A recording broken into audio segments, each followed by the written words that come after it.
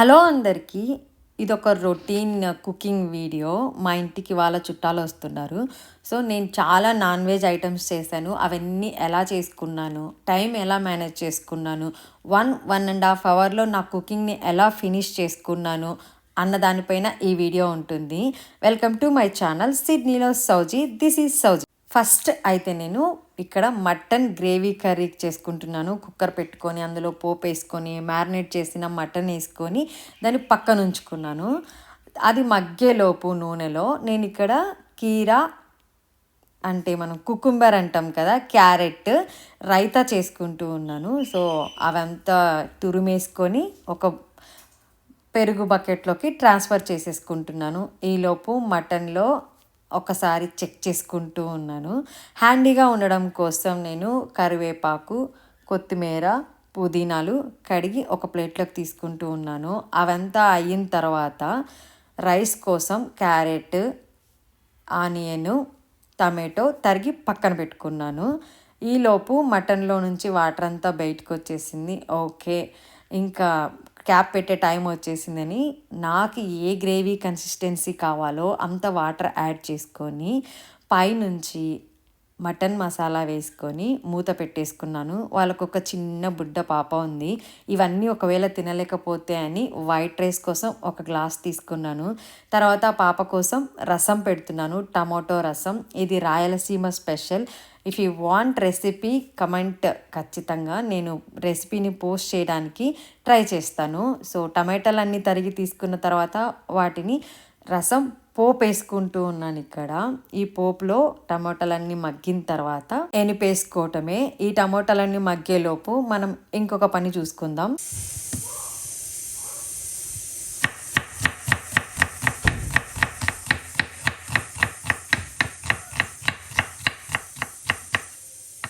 మీలో ఎంతమందికి ఈ చాపింగ్ సౌండ్ నచ్చుతుంది? చాపింగ్ ఫాస్ట్గా చేయటం ఒక థెరపీ లాగా అనిపిస్తుంది. నాకైతే వెజిటబుల్ చాప్ చేయడం ఒక థెరపీ లాగా అనిపిస్తుంది. ఆ ఆనియన్స్ అన్నీ కట్ చేసుకొని ఆనియన్ సలాడ్కి ప్రిఫర్ చేసుకున్నాను. ఆలోపు నాకు టమాటా అంతా మగ్గిపోయి రసంకి రెడీ అయిపోయాయి. పప్పు గుత్తి తీసుకొని వాటిని మెదిపేసుకుంటూ ఉన్నాను. మెదిపేసుకున్న తర్వాత నాకు రసంకి కావాల్సిన కన్సిస్టెన్సీకి వాటర్ యాడ్ చేసుకొని అందులో ఒక చిన్న బెల్లం ముక్క వేసుకొని పైనుంచి కరివేపాకు, తర్వాత కొత్తిమీర యాడ్ చేసుకొని వాటిని పక్కన పెట్టేసుకుంటాను. రసం చూసారా ఎలా మరుగుతుందో? సో ఫైనల్లీ రసం అయితే కంప్లీట్ అయిపోయింది. ఫైనల్గా టేస్ట్ చేసుకొని ఉప్పు కారాలు బ్యాలెన్స్ అయ్యాయో లేదో చూసుకొని పక్కన పెట్టేసుకున్నాను. నాకు స్టవ్ ఖాళీ అయిపోయింది కదా, వెంటనే రైస్ కోసం పెట్టుకుంటున్నాను. ఇప్పుడు నేను వెజిటబుల్ రైస్ చేశాను. ఇక్కడ if you want recipe comment చేయండి, డెఫినెట్గా నేను పోస్ట్ చేయడానికి ట్రై చేస్తాను.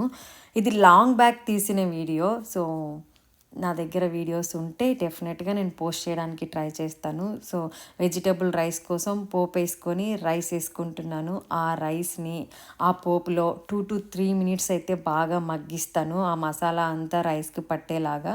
ఆలోపు కెటిల్లో వాటర్ కాంచుకుంటూ ఉన్నాను. ఇంకొక వైపు హాట్ వాటర్ యూస్ చేస్తాను. సో ఇవి మగ్గేలోపు నాకు మటన్ గ్రేవీ కర్రీ అయిపోయింది. దాన్ని అంతా అడ్జస్ట్ చేసుకుంటూ ఉన్నాను. ఇక్కడ కుక్ అయిందా లేదా, గ్రేవీ కన్సిస్టెన్సీ నాకు సరిపోయిందా లేదా అని చెక్ చేసుకుని దానిపైన పుదీనా, కొత్తిమీర, కరివేపాకు వేసుకొని స్టవ్ ఆఫ్ చేసేసుకుంటూ ఉన్నాను.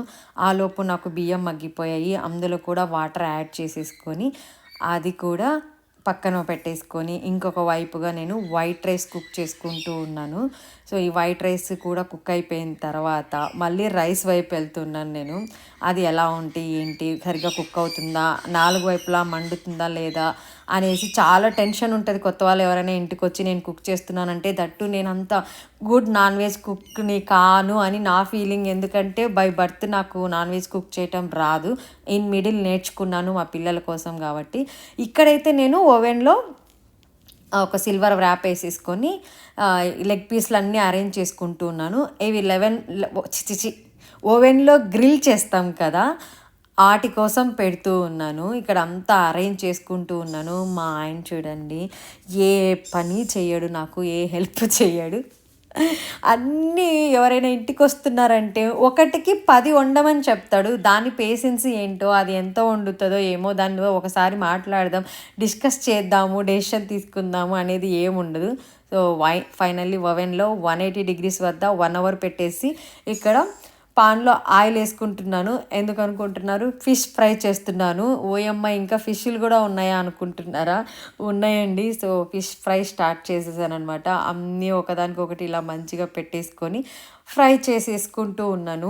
ఇందులో ఏమైనా లోపాలు తప్పులు ఉంటే దయచేసి క్షమించండి. నేను చెప్పాను కదా, అంతగా కుక్ చేయడం రాదు. బట్ నేను ఓకే, ఇప్పుడు నేను ప్రొఫెషనల్ అయినాను, కానీ బట్ ఇంకా బై బర్త్ నుంచి చేసేవాళ్ళు ఎవరైనా తప్పులు పడతారేమో అని నాకు భయము. దట్టు నేను సోషల్ ప్లాట్ఫామ్కి ఇప్పుడిప్పుడే వస్తున్నాను కాబట్టి. సో ఫిష్ ఫ్రై అయిపోయింది. ఓవెన్లో పెట్టిన లెగ్ పీసులు కూడా అయిపోయాయి. చూడండి, ఇలా బాగా మెత్తగా స్మాష్ అయిపోయాయి, పట్టుకుంటేనే ఊడొచ్చేస్తుంది అనమాట. ఫైనల్లీ అన్నీ అరేంజ్ చేసేసుకున్నాను. చుట్టాల కోసం వెయిట్ చేస్తున్నాను. చుట్టాలని పిలిచేద్దాం. వీళ్ళే మా ఇంటికి వచ్చిన చుట్టాలు, 2 పిల్లకాయలు, ఫ్యామిలీ మొత్తం 4 మెంబర్స్ వచ్చారు. సో ఇక్కడ అంతా మా ఆయన సర్వ్ చేస్తూ ఉన్నారు వాళ్ళకి. వచ్చిన వాళ్ళు హ్యాపీగా తింటేనే కదా మనకు కూడా హ్యాపీ అనిపిస్తుంది. సో నేను చెప్తూ ఉన్నాను వాళ్ళకి, ఎలా ఉన్నాయో కమెంట్ చేయండి, మీరు లైక్ చేశారా లేదా, బాగా కుక్ చేశానా లేదా, ఇన్ని డిషెస్ ఇంతసేపు కరెక్ట్గా కుక్ చేసానో లేదో అనే భయం అయితే ఎప్పుడూ ఉంటుంది. సో ఇవన్నీ కుక్ చేయడానికి నాకు 1 to 1.5 అవర్ తీసుకుంది. పిల్లల్ని మేనేజ్ చేస్తూ, వాళ్ళని ఎంగేజ్ చేసుకుంటూ, అన్ని పనులు మిక్స్ చేసుకొని చేశానన్నమాట. ఇన్ని వంటలు చేశాక మరి గిన్నెలు ఉండవా? సో నౌ అటాక్ ద గిన్నెలు. అన్నిటికంటే పెద్ద టాస్క్ అని ఎంతమంది ఫీల్ అవుతారు ఈ డిషెస్ క్లీన్ చేయటం. నాకేంటో నా కర్మగాలి, మేము ఓల్డ్ హౌస్ రెంట్కి తీసుకున్నాం, నాకు డిష్ వాషర్ కూడా ఇవ్వలేదు. ఇలాంటి ఎక్కువ గిన్నెలున్న సిచ్యువేషన్లో ఉన్న అట్లీస్ట్ నాకు అది ఉపయోగపడేది.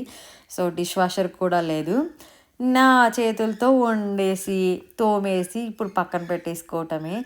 ఇదండి ఇవాల్టి వీడియో, నా జనరల్ వ్లాగ్ ఇది. దీనిపైన మీ అభిప్రాయాన్ని ఖచ్చితంగా కమెంట్ చేయండి. వీడియో నచ్చితే లైక్ చేయండి, షేర్ చేయండి, సబ్స్క్రైబ్ చేయండి, నన్ను ఎంకరేజ్ చేయండి. ఇలాంటి మోర్ వీడియోస్ చేయడానికి డెఫినెట్గా ప్రయత్నిస్తాను.